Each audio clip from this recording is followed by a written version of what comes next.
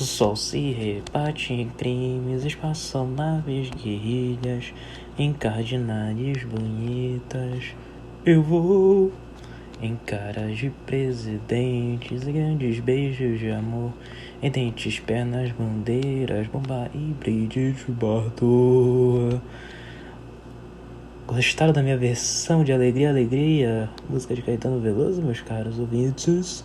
Espero que tenham gostado. Tenham todos um bom dia, uma boa tarde, uma boa noite. E quem fala é Felipe. E hoje no episódio do Quebra da Quinta Parede, eu vou apresentar ninguém mais e ninguém menos que Brigitte Bardot, a bombshell francesa que já fez grandes filmes para a França. Acho que foi uma das últimas grandes estrelas assim do cinema francês da era da Nouvelle Vague até o ressurgimento desse cinema, que foi bem recentemente. Depois pode até virar tema, porque é muito interessante, né, o ressurgimento do cinema francês. Mas por enquanto vamos nos reater a grande potência que a França ainda era também, né? Mesmo com o crescimento de Hollywood, França sempre tinha aquele lugarzinho no coração de todos nós, né? Por causa de toda a origem, desde lá dos irmãos Lumière, no século XIX, e que perdurou até mesmo nos anos 60, principalmente. Por quê? Porque nós vamos falar dela, desta incrível bombshell francesa, que eu digo que era incrível porque pra mim ela já tá morta. Mas depois, isso daí são pra outros 500 que não são agora. Ela é considerada uma mulher à frente do seu tempo, mesmo sem ganhar importantes prêmios do cinema, que também não faz o menor sentido. Brigitte causava histeria na imprensa internacional e era uma das poucas atrizes não americanas de sua época que recebiam atenção na imprensa dos Estados Unidos, onde surgiu o termo bardomania. E para qualificar a adoração que ela suscitava, seu estilo, seus cabelos longos e loiros e seu jeito de se vestir tornaram-se mania entre as mulheres e influenciou todo o estilo e comportamento das gerações 50 e 60. E ela já está distante do cinema desde a década de 70 e ela é engajada numa polêmica cruzada em defesa dos direitos dos animais, e já tendo sido processada e condenada diversas vezes por suas duras críticas sobre a islamização da França. Bardot continua inspirando a moda e vários artistas da contemporaneidade. Foi eleita uma das 10 atrizes mais belas da história do cinema por uma pesquisa realizada na Inglaterra em 2009, e em 85 foi premiada com a Legião de Honra francesa, mas causou polêmica ao recusar esse prêmio. Oxi. E mesmo tendo esses seus pensamentos preconceituosos, que é relativo ao estilo parisiense de ser, que ainda existe muito, né, como na polêmica Emily in Paris sobre o episódio do Grammy, ela ainda assim possui uma espécie de pensamento independente. Então, você não vai ver a Brigitte Bardot sendo totalmente a favor de uma determinada ideologia ou coisa do gênero. Ela sempre vai ser uma pessoa que é assim, ela pensa conforme que ela acredita, apesar de que o que ela acredita é muito escroto. E é isso aí, vamos partir para a infância e adolescência dela. Ela nasceu no dia 28 de setembro de 1934 em um apartamento localizado na Place Violet, no 15º arrondissement de Paris, no francês. Seu pai, Louis Bardot, que nasceu em 1896 e foi falecer lá em 75, foi um industrial da alta burguesia francesa, herdeiro da Usines Bardot, atualmente propriedade da Air Liquide. Sua mãe, Anne-Marie Mussel, era filha do diretor de uma companhia de seguros e 14 anos mais jovem que seu pai. Caraca. Os dois casaram-se em 1933. Ela também tem uma irmã, Miriam Bardot, que também atuou no cinema e recebeu muita influência da mãe nas artes da dança e da música. A infância de Bardot foi próspera. Ela e sua família moravam num apartamento de 7 quartos no luxuoso número 16 arrondissement, na capital francesa.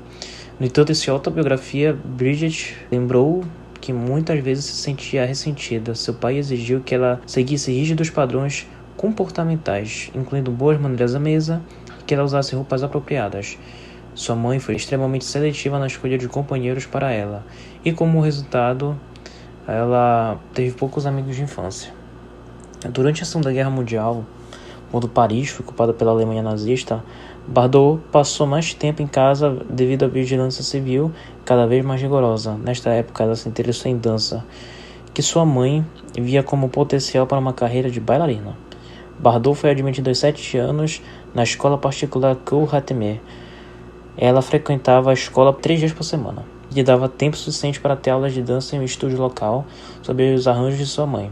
Em 47 foi aceita no Conservatório de Dança e Música de Paris, Conservatoire National Supérieur de Musique et de Danse em Paris, e cursou as aulas de balé por 3 anos, ministradas pelo coreógrafo russo Boris Niazev. Ela também estudou no Institut de la Tour, uma escola católica particular perto de sua casa. Com apoio e incentivo de sua mãe, começou a fazer trabalhos de moda em 1949 aos 15 anos, e em 50 foi capa da edição de março da revista Elle Française, trabalho que chamou a atenção do então jovem cineasta Roger Vadim. Vadim mostrou a capa da revista ao cineasta e roteirista Marc Allegret, que convidou Bridget para um teste de seu filme La Légère sans couper. Ela foi escolhida para o papel, mas o filme acabou não sendo realizado. Mesmo assim, esta oportunidade fez com que ela pensasse em se tornar atriz. Mais do que isso, seu encontro com Vadim, que assistiu ao teste, iria influenciar em sua carreira e sua vida. Agora vamos para o principal, a carreira dela. Brigitte Bardot estreou no cinema aos 17 anos no filme Le Tour Normand de 1952. E no mesmo ano, após 2 anos de namoro, a revelia dos pais, casou-se com esse cara mesmo, Roger Vadim. Em seu segundo filme, Manina, Les Filles s'envolent, suas cenas de biquíni fizeram com que seu pai recorresse à justiça para impedir que as cenas fossem levadas no cinema, sem sucesso. Entre 52 e 57, ela fez 17 filmes, nenhum de grande sucesso, dramas românticos ou históricos, sendo 3 filmes em inglês, entre eles Helena de Troia. Apesar disso, ela foi o grande centro de atenção da mídia presente ao Festival de Cannes, em 1953. O seu estrelato foi Roger Vadim, que o Roger Vadim não estava contente com esse pouco sucesso dos filmes e achava que Bridget estava sendo subestimada pela indústria. E aí, justamente ela, a Nouvelle Vague francesa, inspirada no neorrealismo italiano, estava começando a crescer internacionalmente. E ele, acreditando que Bardot poderia estrelar filmes de arte nessa linha, a escalou para o papel principal de sua nova produção, E Deus Criou a Mulher, de 1956. Com a então jovem sensação masculina do cinema francês Jean-Luc Tenida. O filme, sobre uma adolescente amoral numa pequena e respeitável cidade do litoral, fez um grande sucesso e causou enorme escândalo mundial.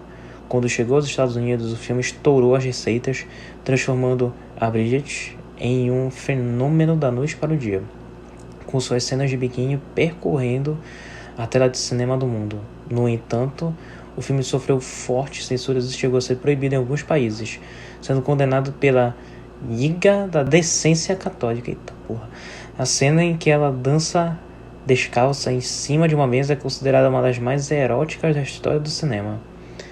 Namoradista Hollywood, dos anos 50, onde o maior símbolo sexual, Marilyn Monroe, qual já falamos, no máximo havia aparecido nas telas de maiô, seu perfil erótico a transformou numa aposta arriscada para os estúdios, e isso, além de seu sotaque e seu inglês limitado, a impediram de fazer uma grande carreira no cinema nos Estados Unidos.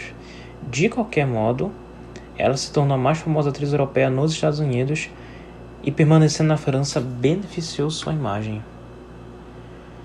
Durante a década de 60, quando a Europa, principalmente Londres e Paris, começou a ser o novo centro irradiador da moda e comportamento, e Hollywood saiu por um tempo da luz dos holofotes, ela acabou sendo eleita a deusa sexual da década. Verdadeiro ou falso, nesta época se dizia que Brigitte Bardot era mais importante que a balança comercial francesa que as exportações da indústria automobilística do país, sendo descrita por Charles de Gaulle como a exportação francesa mais importante que os carros da Renault. Que merda. Bardot se divorciou de Vadim em 57 e 2 anos depois casou-se com o ator Jacques Charrier, que lhe deu seu único filho, Nicolas Jacques Charrier, e com quem estrelou Babel Vai à Guerra, de 59. Seu casamento foi alvo constante dos paparazzi e houve choques e mudanças no rumo de sua carreira.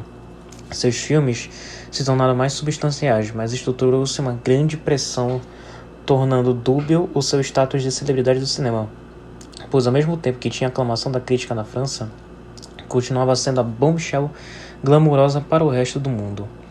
Seu filme de 60, A Verdade, no qual atuou ao lado de Sam Frey, foi indicado ao Oscar de melhor filme estrangeiro. Em 62, filmou com Louis Malle e Marcelo Mastroianni, Vida Privada, um filme quase autobiográfico sobre uma celebridade do cinema sem vida pessoal, graças à perseguição constante da imprensa. Pouco tempo depois desse filme, Bridget retirou-se da vida agitada das metrópoles europeias para uma vida de semi-reclusão, mudando-se para uma mansão na Mandrague, em Saint-Tropez, no sudoeste da França. Anos mais tarde, Bardot gravaria a canção La Mandrague em homenagem à sua célebre casa na Riviera Francesa. Em 63, ela estreou o aclamado filme de Jean-Luc Godard, O Desprezo, no qual Bardot foi utilizada principalmente como um objeto estético, mas que ao mesmo tempo pode mostrar toda a sua versatilidade como atriz. No longa, Godard utiliza o relacionamento conturbado de um casal para mostrar, de forma não explícita, seu modo de ver o cinema como arte, ao mesmo tempo em que critica o cinema precisamente comercial. Aliás, Jean-Luc Godard precisa de um episódio especificamente sobre ele, que vai ter. Além do cinema, Bardot se envolveu também na moda e na música pop, firmando-se como um ícone fashion. Em 65, a 20th Century Fox produziu um filme que ganhou o nome de Minha Querida Bridget, em português, estrelado pelo consagrado James Stewart, e no qual ela foi convidada para fazer algumas aparições como ela mesma, sendo esta mesma uma das poucas produções de Hollywood em que ela aparece. Inicialmente, o filme era para se chamar Erasmus with Freckles, mas Bardot aceitou participar apenas com a condição de que seu nome não constasse nos créditos e em qualquer outro tipo de material promocional. Desta maneira, a única forma que os produtores encontraram de captar o fascínio dos americanos por ela foi alterar o nome do filme para alertar o público de que ela apareceria. Suas cenas foram gravadas durante 3 dias em Paris.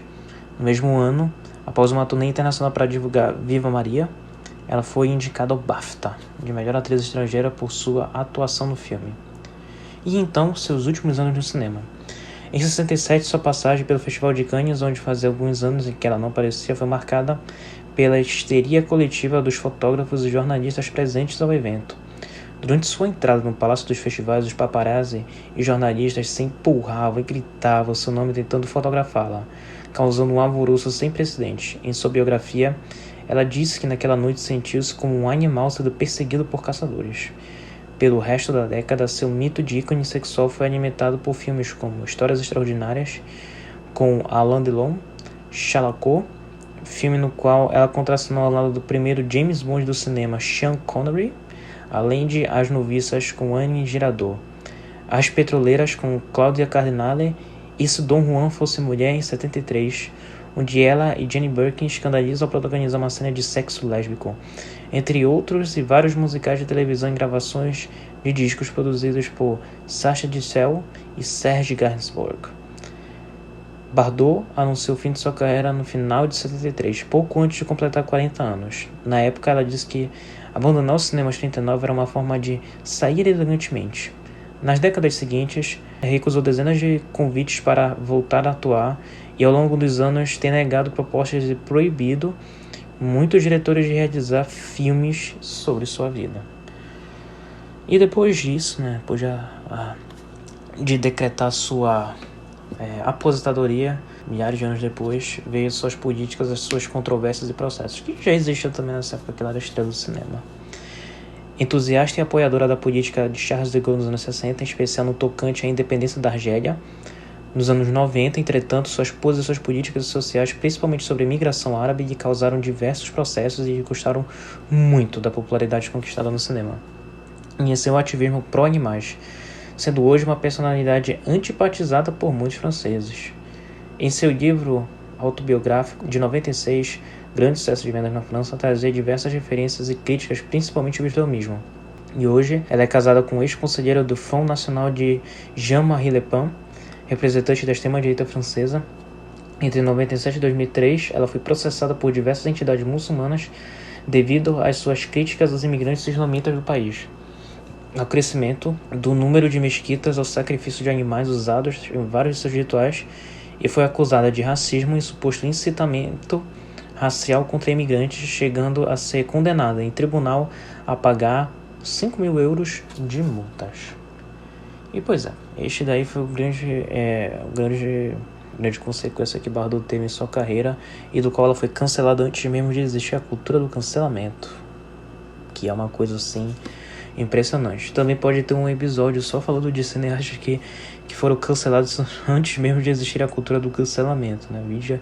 Vídeo metade dos diretores de Hollywood que na época dos anos 70, 80, que nossa, aconteceu muita coisa. Muita coisa mesmo. Então ela é mais uma consequência desse pensamento que existe ainda em Paris, né, do preconceito e xenofobia existente dos franceses com relação aos imigrantes, né, diferentes tipos de imigrantes, principalmente os islamitas, e isso custou muito a sua carreira, que, né, foi muito que foi construída nos anos 60, que agora caiu, flopou. Então vamos aos principais pontos para terminarmos o episódio. As suas influências na cultura popular. Então, além de ser responsável pela popularização de Saint-Tropez na França, ao se mudar para lá no começo dos anos 60, né, verão de 64, Brigitte Bardot também mudou a vida de uma pequena cidade no litoral do Rio de Janeiro, Brasil, chamada Armação dos Búzios, então distrito de Cabo Frio, onde ficou hospedada em suas visitas pelo Brasil, na companhia do namorado Bob Zaguri, um playboy e produtor marroquino que viveu muitos anos no Brasil. Depois da visita de Bardot, acompanhada diariamente pela imprensa e recheada de fotografias, Búzios foi, entre aspas, descoberta. Virou um município e tornou-se um dos pontos mais sofisticados e procurados de verão brasileiro, inclusive por estrangeiros. Em sua homenagem, a prefeitura local criou a Orla Bardot, na Praia da Armação, e instalou ali uma estátua de bronze da atriz em tamanho natural. Eita coisa! O único cinema do sofisticado balneário também leva seu nome, e existem outras dezenas de referências a ela em todos os cantos da cidade. Em sua autobiografia, ela deixou registrado que os períodos passados da região foram as épocas mais lindas de sua vida. Em 2008, foi filmado um curta-metragem, Maria Ninguém, sobre a ida de Brigitte Bardot ao balneário de Búzios, com Fernanda Lima a interpretando. Ela é reconhecida por ter popularizado o biquíni usando-o em seus primeiros filmes, nas aparições em Cannes e em dezenas de fotos e entrevistas. Dessa eu não sabia. Além do biquíni, Bardot é reconhecida também por popularizar as sapatilhas. Brigitte Bardot, que fez balé clássico durante 12 anos, pediu para que Rose Respeto, criadora da famosa marca Repetto, desenvolvesse um modelo de sapatilhas que ela pudesse usar no dia a dia. O resultado foi o modelo Céline Dion, que Brigitte usou em algumas cenas de E Deus Criou a Mulher e em diversos outros filmes e aparições públicas. E, uma referência a uns episódios passados, ela era idolatrada por John Lennon e Paul McCartney, que tinham planos de fazer um filme dos Beatles junto com ela, nunca realizado na linha de A Hard Day's Night. As primeiras companheiras dos dois, a esposa e noiva, que respectivamente são Cynthia Lennon e Jane Asher, usavam seus cabelos inspirados na cor e no corte do cabelo utilizados por Brigitte Bardot. Ela e Lennon encontraram-se no hotel uma vez, em 68, em Londres, apresentado pelo agente de imprensa dos Beatles, Derek Taylor. No entanto, segundo ele contou mais tarde em memórias, nenhum impressionou o outro. Entre aspas, eu estava numa viagem de ácido e ela estava de saída. Em 1970, o escultor francês Alain Gourdon usou Brigitte como modelo para o busto de Marianne, emblema nacional da França. Bob Dylan dedicou a ela, como consta nos créditos de seu primeiro disco, a primeira música que compôs na vida. Em 73, o compositor baiano Tom Zé compôs uma música que narra o envelhecimento de Brigitte Bardot. A canção prediz a velhice da atriz de forma triste, decadente e potencialmente suicida. Na época da composição, Bardot havia recentemente deixado os cinemas e completava 40 anos de idade. E, como último ponto de referência, seu nome consta também dezenas de outras músicas feitas por artistas tão diversos como Elton John, Billy Joel, Red Hot Chili Peppers, The Who, Caetano Veloso no início, entre outros. E é isso aí. Espero que tenham gostado desse episódio. Tenham todos um bom dia, uma boa tarde, uma boa noite. Não deixe de se inscrever no canal, de ajudar a gente, de meter o botão no like. E é isso aí. Tchau!